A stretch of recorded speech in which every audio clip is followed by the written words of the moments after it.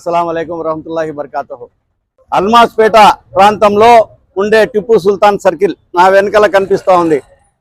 ఈ సర్కిల్కు టిప్పు సుల్తాన్ పేరును పెట్టాలని చెప్పి కొన్ని సంవత్సరాలుగా చాలామంది పుర ప్రముఖులు డిమాండ్ చేస్తూ వస్తున్నారు.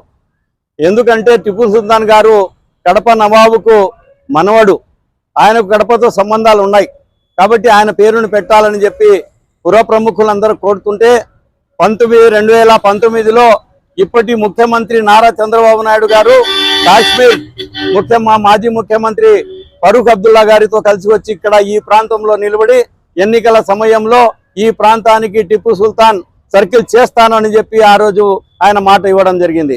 ఆ తర్వాత వచ్చిన ప్రభుత్వం వైకాపా ప్రభుత్వంలోని డిప్యూటీ సీఎం అమ్జద్ బాషా గారు అలాగే మేయర్ సురేష్ బాబు గారు కూడా ఈ ప్రాంతాన్ని టిప్పు సుల్తాన్ సర్కిల్ చేస్తామని చెప్పి ఆ రోజు మాట ఇచ్చారు.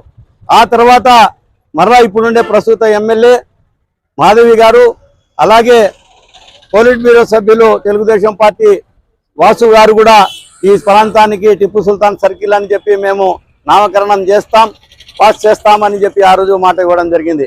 మరి ఎవరికి కూడా అభ్యంతరం లేని, ఎవరు కూడా దీని గురించి అభ్యంతరం చెప్పని విషయము ఈ రోజు వరకు ఎందుకు పెండింగ్ పెట్టారు అని చెప్పి ప్రజలు అడుగుతున్నారు.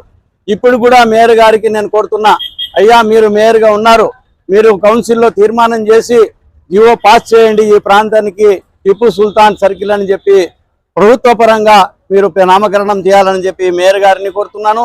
అలాగే ప్రస్తుతం ఉన్న ఎమ్మెల్యే మాధవరెడ్డి గారిని కూడా కోరుతున్నా నేను. ఇది ఎందుకనంటే కడప ప్రజల మనోభావాలు టిప్పు సుల్తాను ఇక్కడ ఈ సర్కిల్ టిప్పు సుల్తాన్ పేరు పెట్టాలని అందరూ మనస్ఫూర్తిగా కోరుకుంటున్నారు కాబట్టి వీలైనంత త్వరగా ఇక్కడ టిప్పు సుల్తాన్ సర్కిల్ అని చెప్పి ఒక బోర్డును పెట్టాలని చెప్పి కూడా నేను డిమాండ్ చేస్తున్నాను. నమస్కారం.